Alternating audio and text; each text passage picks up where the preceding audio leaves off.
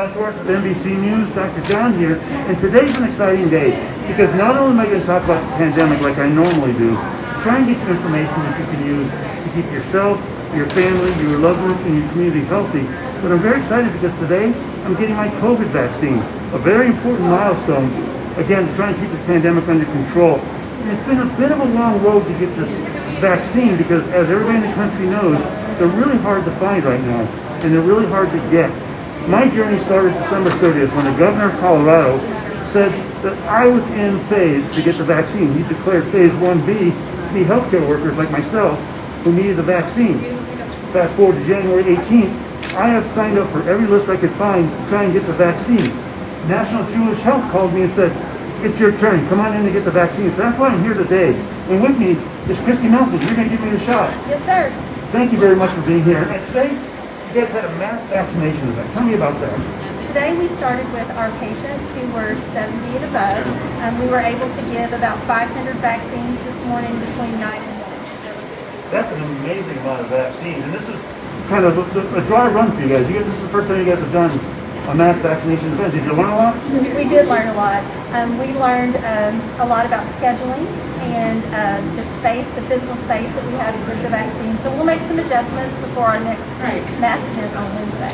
And this has been quite the road for you guys as well. I was talking about the road I've taken to try and get my vaccine, and you're about to give me mine.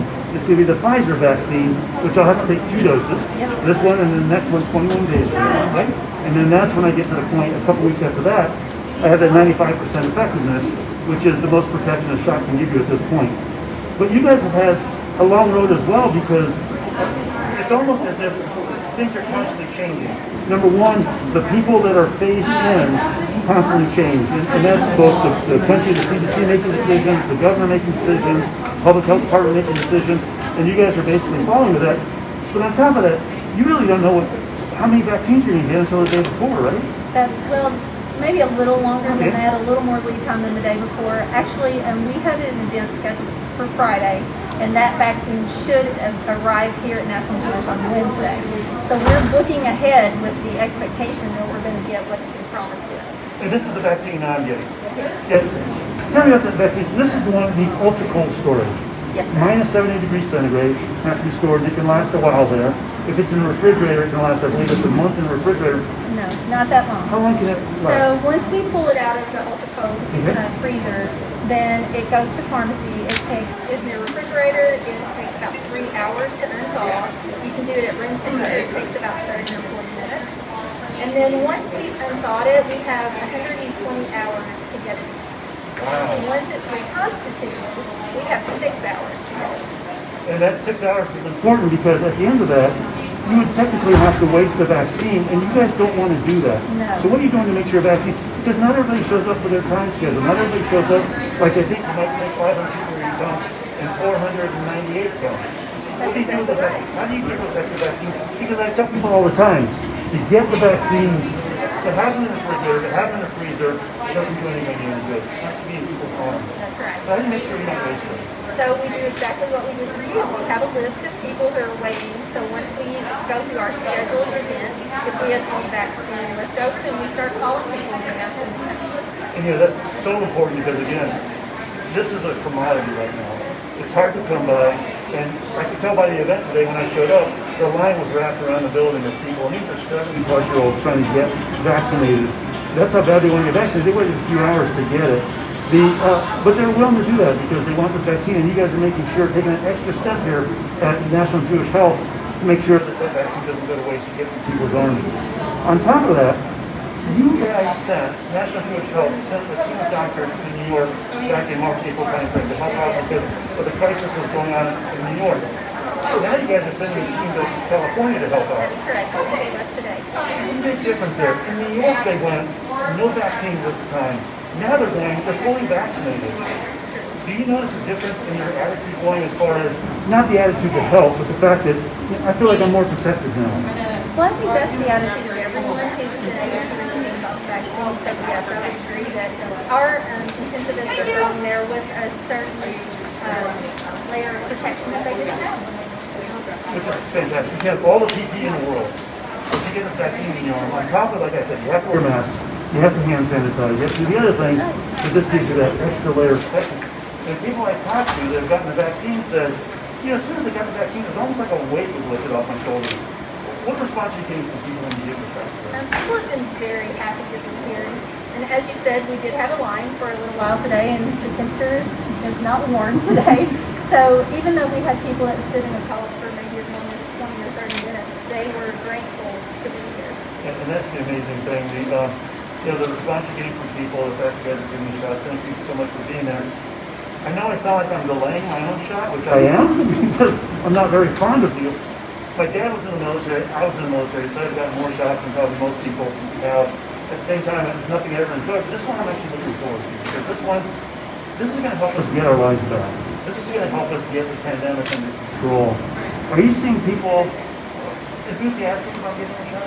Yes, people are very enthusiastic. I've been a nurse for about 30 years. I've never had anybody be as excited to get a shot as the folks are that are coming now. Okay, I can't delay the no-go, so I have to get a shot. So, are we ready here? Yes. All right. So, anything I need to check here? Nope. Make sure this is your name. That's it, Torres, yep. That's the date of birth. Okay, check that one, but I can check it later. All right. And then you want to get it in your right or your left? What do you recommend? I got mine in my non-dominant arm. I'll do that. But I should use it. Yeah.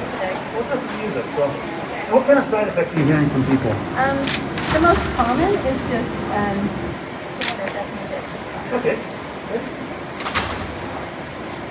And I know some people complain of fatigue a day or two later, but it goes away within a couple days. We haven't had a lot of complaints with the first dose. Most of the staff is doing it.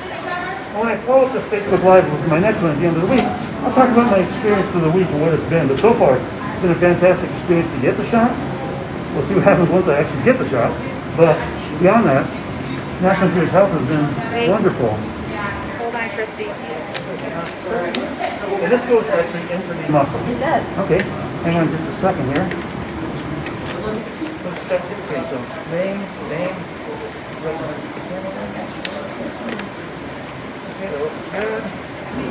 You have to fill that. I got the phase 1G here, which I'm a healthcare worker that does not take a COVID cases. I volunteer in a homeless clinic. So, awesome.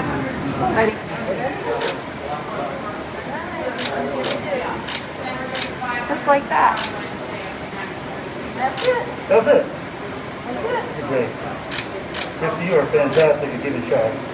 So, yeah, just not sure. Now, what do you recommend to people when they show up for their vaccine? The truth be told, I actually showed up a couple days ago for a vaccine. I almost got it, but I was wearing a long sleeve shirt. So in the process of trying to roll my sleeves up, see if I could find a short sleeve shirt, the gentleman who I was replacing, who had insurance for his appointment, showed up at the last minute. So obviously I let him go ahead because it was his appointment, and he came back today for this one. So I learned my lesson. Short sleeve shirts are one thing. Anything else? No. We'll just need you to stay here for 10 or 15 minutes and let us at 30. Just make sure you still find out the shot and you're free to go. And that's typical with vaccines in general, right? And you guys have the equipment here. Everybody's worried about the anaphylactic reaction. Have you guys had any? No. You have the equipment ready in case. We are prepared in case there is an emergency. Excellent. And then going forward, you'll be getting vaccines until the pandemic's over. Until the pandemic is over. All right. Well, Kristi, thank you very much. Take your hand. I appreciate it. You've been wonderful. And thank you. Thank you. And we'll talk to you guys later. Have a great week. Are you a fan of our videos? Be sure to subscribe to Worldwide Campus News and Entertainment. Then ring the bell to see all notifications about the new videos and the latest video.